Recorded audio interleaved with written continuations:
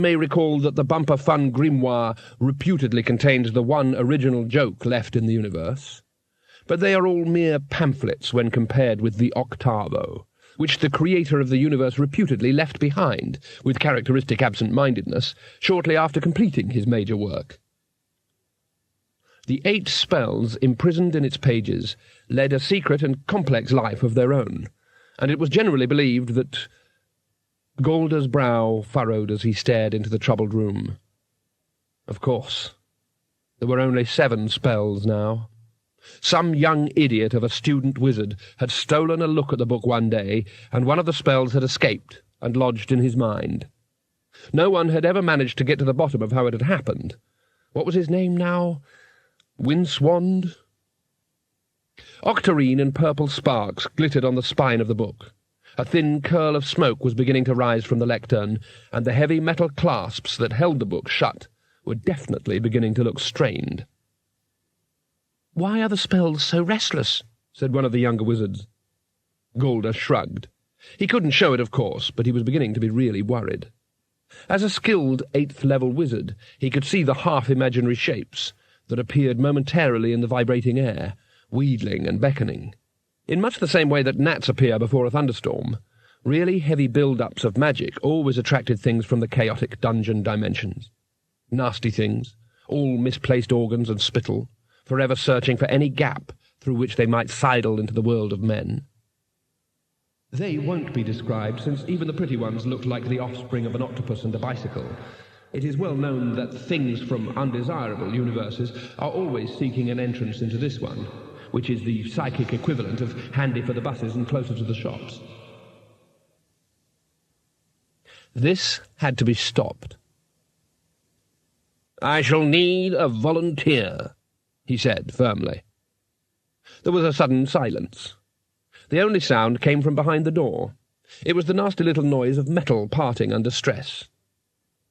"Very well, then," he said. "In that case I shall need some silver tweezers, about 2 pints of cat's blood, a small whip, and a chair." It is said that the opposite of noise is silence. This isn't true.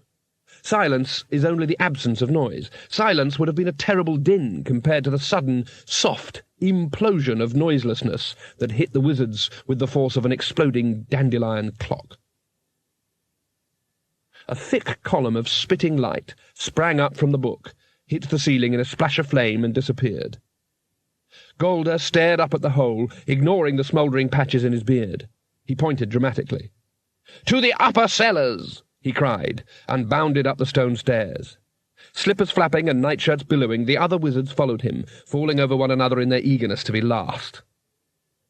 Nevertheless, they were all in time to see the fireball of occult potentiality disappear into the ceiling of the room above. "Ugh!" said the youngest wizard, and pointed to the floor. The room had been part of the library until the magic had drifted through, violently reassembling the possibility particles of everything in its path. So it was reasonable to assume that the small purple newts had been part of the floor, and the pineapple custard may once have been some books. And several of the wizards later swore that the small, sad orangutan sitting in the middle of it all looked very much like the head librarian. Golder stared upwards. "To the kitchen!" he bellowed, wading through the custard to the next flight of stairs. No one ever found out what the great cast-iron cooking range had been turned into, because it had broken down a wall and made good its escape before the dishevelled party of wild-eyed mages burst into the room. The vegetable chef was found much later, hiding in the soup cauldron, gibbering unhelpful things like, "The knuckles! The horrible knuckles!" The last wisps of magic, now somewhat slowed, were disappearing into the ceiling. "To the great hall!" The stairs were much wider here, and better lit. Panting and pineapple-flavoured, the fitter wizards got to the top by the time the fireball had reached the middle of the huge, draughty chamber that was the university's main hall. It hung motionless, except for the occasional small prominence that arched and spluttered across its surface. Wizards smoke, as everyone knows. That probably explained the chorus of coffin coughs and saw-tooth wheezes that erupted behind Golder as he stood appraising the situation and wondering if he dare look for somewhere to hide. He grabbed a frightened student. "Get me Sears, Farseers!"